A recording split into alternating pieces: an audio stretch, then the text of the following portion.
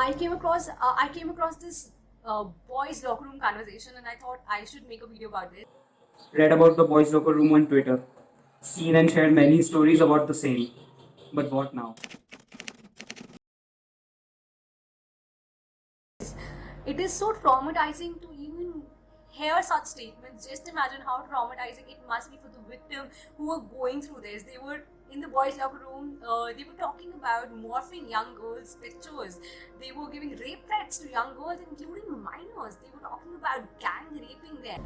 Oh my God! How can you even? It is so disrespectful, and even I, as an individual, feel so unsafe digitally. They were discussing about gang rape.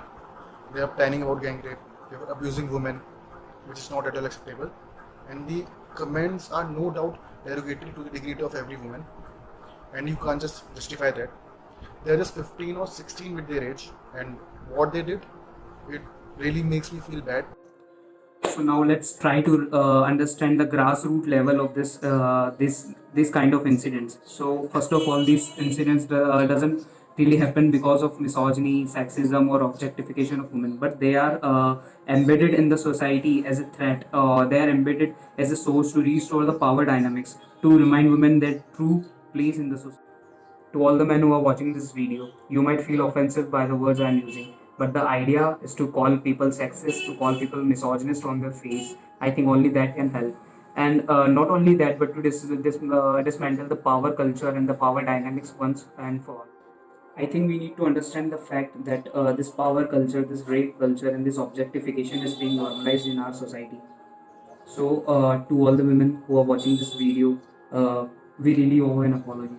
To the men who are watching this video, hopes are least, but I think we can. To all the people out there, I urge all the authorities to take strict action against all the people who are part of the group, and every single member should be penalized, should be punished. And people who are saying that we were just part of the group and हमने कुछ करा नहीं, sorry, even being part of the group and remaining silent about such issue is an offense in our country. There were people who were saying that they were just talking about it, or अरे ये लोगों ने कुछ करा तो नहीं, ये सिर्फ statements ही तो बोली है.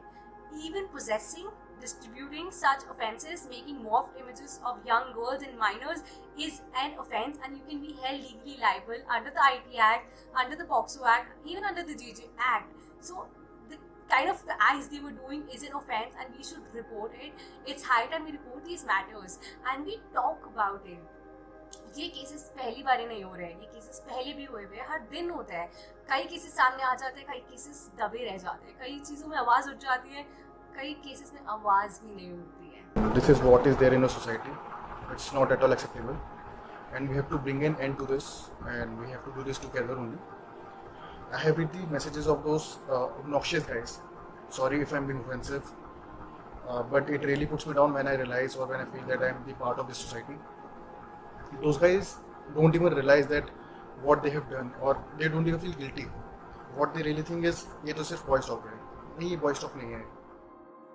There are many schools and there are many colleges जहाँ पे rules है that how women should dress. They are telling the women how you should dress. So first of all, the problem lies there within. They are not teaching about sex education.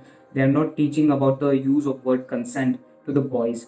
And I think that only way that can solve this issue is that we need to introduce sex education as the part of our curriculum. The government should make laws about it. The government should make issue certain guidelines about it.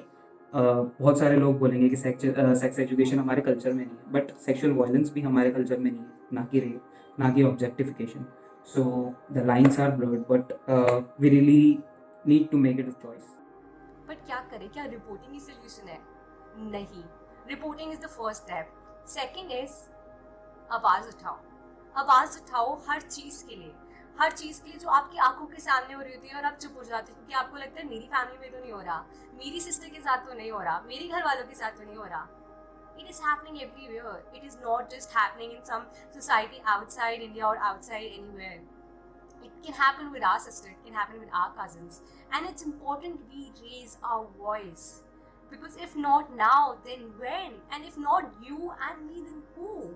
How many cases do we need to actually trigger that fire within us?